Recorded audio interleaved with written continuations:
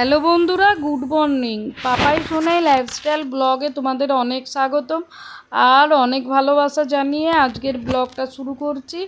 কেমন আছো তোমরা? আশা করছি তোমরা খুব খুব খুব ভালো আছো আর আমিও খুব ভালো আছি। আজকে 20শে এপ্রিল রবিবার, আর সকালে উঠে বাসি কাজ সেরে চা তৈরি করে খাওয়া হয়ে গেছে। এদিকে ভাত বসিয়ে দিয়েছি, মাংস বসাবো, তেলটা একটু মেপে নিলাম। মানে যতটা সম্ভব সাশ্রয় করা যায়। নিজের তো সংসার, বলো না, নিজের সংসারে কেউ করেও দেবে না যেমন, তেমন তুমি যেটুকু সাশ্রয় করবে তোমার থাকবে। কেউ তোমাকে এমন দিয়েও দেবে না, আর তোমার সাশ্রয়কর জিনিস কেউ নিয়েই নেবে না। একজন বাড়ির গিন্নিরাই পারে সংসারটাকে সুন্দর করে ধরে রাখতে। এদিকে একটু জিরে তেজপাতা ফোড়ন দিয়ে মাংসটা বসাবো। এইভাবেই বসে, অনেকে গরম মশলা ফোড়ন দেয়, কিন্তু গরম মশলা ফোড়ন আমি দিই না। আর কালকে এত পরিমাণ আমাদের এখানে গরম ছিল, প্রচণ্ড শরীরটা খারাপ করেছে জানো। কিন্তু শরীর খারাপ করেছে তাতে কি হবে, এতগুলো লোকের রান্নাবান্না তো করতেই হবে। ঘুম থেকে উঠে একটু জল খেতে ভাবলাম একটু শোবো, দেখি বাবা বসে আছে, তোমাদের দাদা চা বসিয়ে দিয়েছে। রাত্রে বাসনটা অবশ্য ক্লিন করে রেখেছিলাম, ওই জন্য কী করলাম বলো তো, একবারে চাটা খেয়ে একটুখানি মিনিট 10 রেস্ট নিয়ে রান্নাঘরে চলে এলাম। কারণ তোমাদের দাদাও বেরোবে, তারপরে এদিকে টিফিনের জোগাড় করতে হবে। ওই জন্য আর পাল্টা শুলাম না। একটু শুলে মনে হচ্ছে 1 ঘন্টা শুলে ভালো হতো। গরমে নাজেহাল অবস্থা বন্ধুরা, পেটটাও ভার হয়ে যাচ্ছে, একদম শরীরটা ভালো নেই। আর যেদিন এরকম শরীরটা খারাপ থাকে না, সকালে টিফিনটা স্কিপ করি। তাতে কি একবারে সেই 1:30 2টোয় খাই, শরীরটা ঠিক থাকে। আমি দেখেছি বেশি খাওয়ার থেকে আমি যদি কম খেয়ে কাজকর্ম করি না, আমার শরীরটা সত্যি ভালো থাকে। লোকে বলে না খাচ্ছি বলে বেঁচে আছি, আমি আবার উল্টো, মানে বেঁচে থাকি বলে দুটো খেতে হয়।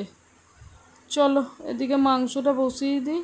ওদিকে জিরে তেজপাতা ফোড়ন দিয়ে পেঁয়াজ আদা রসুন, তারপর জিরে ধনে সমস্ত কিছু বেটে দিয়েছি, টমেটো কুচিয়ে দিয়েছি, একটু গুঁড়ো লঙ্কা আমার হ্যান্ডমেড যেটা, শুকনো লঙ্কাকে নাড়াচাড়া করে যেটা গুঁড়িয়ে রাখি, প্রচণ্ড ঝাল হয় জানো তো, সেই লঙ্কার গুঁড়ো একটু দিয়ে দিয়েছি। এবার ভাজা আলুগুলো দিয়ে মাংস বসিয়ে দিয়েছিলাম।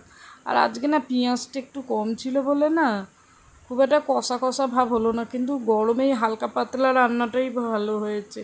মানে গরম আস্তে আস্তে না, সকালে যে তুলনায় গরম ছিল, যত বেলা বাড়ছে গরমটা বেড়ে গেছে। সবাই খাচ্ছিল, বললো এই মানে খুব হালকা পাতলাও না, এদিকে খুব রিচও না বা করেছিল। বাবা গরম মশলা দিতে তো ভুলে গেছি, চলো গরম মশলাটা দিয়ে দিই। মাংসতে একটু গরম মশলা না দিলে ভালো লাগে না। আর গরম মশলা তো আর ওইটুকু গরম মশলা আর মিক্সিতে হবে না, ওই জন্য শিলে বেটে দিচ্ছি। মানে আমরা যতই উন্নতি হয়ে যাই না কেন, কিছু কিছু ক্ষেত্রে শিলনোড়াটাও ব্যবহার করতে হয়, যেমন পোস্তর ক্ষেত্রে, গরম মশলার ক্ষেত্রে ওইটুকু জিনিস তো হয় না, বলো না। মানে এক কথায় যাকে বলে পুরনো চাল ভাতে বাড়ে, সেই রকম পুরনো জিনিস বর্জন না করে রেখে দেয় ভালো, জানো তো। এদিকে গরম মশলা দিয়ে দিয়েছি। এই যে চা, কবেই চা চা করে আমি পাগল হয়ে যাব জানো, আর বললে আবার রাগ হয়ে যায়। মানে এদিকে দেখে না যে করে তার কি পরিমাণে কষ্ট হচ্ছে, এতগুলো লোকে রান্নাবান্না করে চায়ের কথা বললে যেন বিভৎস চিৎকার করি জানো। ভালো লাগে না এক এক সময়, মানুষের শরীর তো সবসময় ভালো লাগে না। তোমাদের দাদা বেরোবে বলে এদিকে টিফিনটা গুছিয়ে দিচ্ছি। আর ডালিয়ার খিচুড়ি দিচ্ছি না, ভাত দিচ্ছি। আর ভাতটা কি বলো তো, মাংস করেছে এটা দিয়ে দেবো, হজমটা খুব ভালো হয়। আর খিচুড়ি দেখবে সে ডালিয়ার হোক বা চালের হোক, খিচুড়িতে এমনি জল টালে অম্বল হয়। তোমাদের দাদারও প্রবলেমটা হচ্ছে, ওই জন্য যেদিন ধরো তরকারি পাতিটা একটু ভালো থাকে আর খিচুড়ি দিই না। আর এক এক দিন কি মানে ধরো এমন কোনো তরকারি নেই যে সুগার রুগীকে দেবো, ধরো আলু দিয়ে মাছের ঝোল করেছি, তখন কি করে দেবো, তখন বাধ্য হয়ে ডালিয়া দিয়ে একটু মাছের ঝোল তুলে দিলাম, একটু মাছটা সাইডে দিয়ে দিলাম। যখন যেমন পারি তখন সেইভাবে করি। একটা সংসার চালানো না, বিশেষ করে একটা বড় সংসার চালাতে গেলে না, তোমাকে চোখ কান নাক হাত পা সমস্ত খোলা রাখতে হয়। মাথায় যেন সবসময় মানে মাথাটা কিভাবে চালাতে হবে সেটা চিন্তা করতে, তার সঙ্গে দুটো বাচ্চা, দুটো বয়স্ক লোক। আমার যে অবস্থা, কোথাও গিয়ে এই ছেলের পরীক্ষা সোমবার থেকে, পরীক্ষাটা শেষ হলে 1 সপ্তাহ যে কোথাও থাকবো তারও জোর নেই। এই যে তোমাদের দাদা দেরি করে বেরোবে বলে খেয়ে নিল। আর বন্ধুরা, খাওয়া দাওয়া কমপ্লিট করলাম, আর এই যে এখন বসে আছি। আর ওদিকে দেখো সবারই কমপ্লিট, বাবা খেয়ে হাতটা ধুয়ে নিয়েছে। আর কালকে না প্রচণ্ড শরীর খারাপ হয়েছিল, আর বাসনপত্র কটা ক্লিন করে নিলাম। একটু শুতে হবে জানো তো, কালকে এত বললাম না রাত্রে শরীর খারাপ, ঠিক করে ঘুম হয়নি, শরীরটা ভালো লাগছে না, একটু না ঘুমও হবে না। চলো শুয়ে নি, তারপর আসছি তোমাদের সামনে।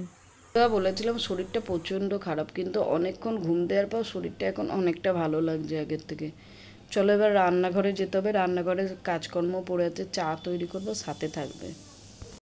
আর দুপুরে বাসন মাজার পর দেখো না এদের কাকা ভাইপো খেয়েছে, মানে আমার আর শান্তি নেই জানো তো। যতই রাত্রে কি দুপুরে খাওয়া দাওয়ার পর বাসনপত্র মেজে রাখি, বাসনপত্র ঠিক তারপরে পড়বেই জানো, সবাই একসঙ্গে খায় না।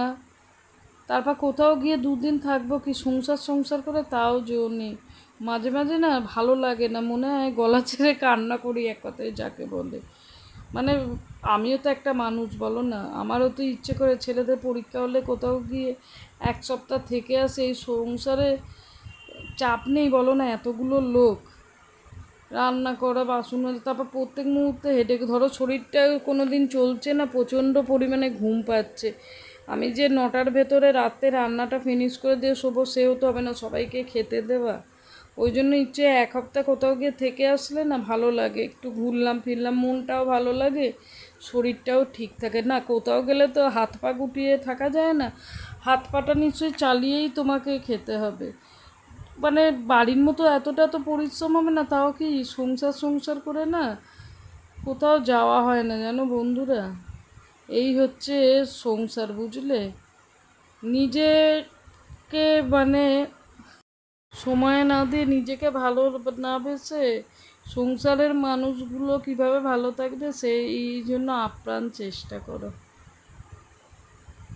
কি আর বলবো বলো না। চলো এদিকে তো চা করে নিয়েছি, আর এই বাটি করেই করে নিলাম জানো তো, 1 ফ্লাক্স চা হয়ে যাবে। আগে তো একটা বাটি ছিল, তোমাদের দাদা তো আগের ভিডিওতে বললাম বাটিটা পুরো পুড়িয়ে ফেললো, আর বাটিটা কাজেই লাগছে না জানো। সংসারের জিনিস না নষ্ট করতে প্রচণ্ড গায়ে লাগে বন্ধুরা। চলো চাটা ছেঁকে নিই, ছেঁকে একটু চা খাবো, তারপর ছেলেকে পড়াবো, কারণ কালকে আবার ছেলের পরীক্ষা না। কাল মানে শনিবার দিন পড়েনি। বাচ্চা মানুষ তো এক একদিন এমন আবদার করে ওঠে না, পড়বো না পড়বো না, আমারও রাগ হয়ে যায়, আমিও চিৎকার করি। বাচ্চা থাকলে যা হয় বলো না।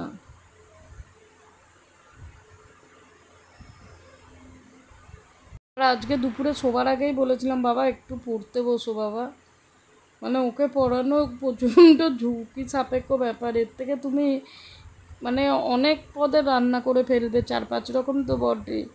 বাচ্চা মানুষ না, মানে লেখাপড়া শিখে ওরা যেন মানুষের মতো মানুষ হয়, এটাই চাই। আমার তো লাইফ শেষই বলো না, আমার আর কি আছে, সন্তানদের নিয়েই বেঁচে থাকা। এই যে ছেলেটাকে পড়িয়ে দিই, পড়িয়ে চলে এসেছি রান্নাঘরে। সকালে চিকেন রান্না করেছিলাম, এবেলারও আছে, বড় করেই করে নিয়েছিলাম। রুটিটা করে সার্ভ করে দিলে হয়ে যায় জানো তো বন্ধুরা। তাহলে বন্ধুরা আজকের ব্লগটা এই পর্যন্ত শেষ করছি, তোমাদের সঙ্গে দেখা হবে নেক্সট ব্লগে। তোমরা ভালো থেকো, সুস্থ থেকো, আর মন প্রাণ দিয়ে চাই তোমরা ভালো আর সুস্থ থাকো, কারণ তোমরা হচ্ছে আমার বন্ধু, আমার একান্ত আপনজন।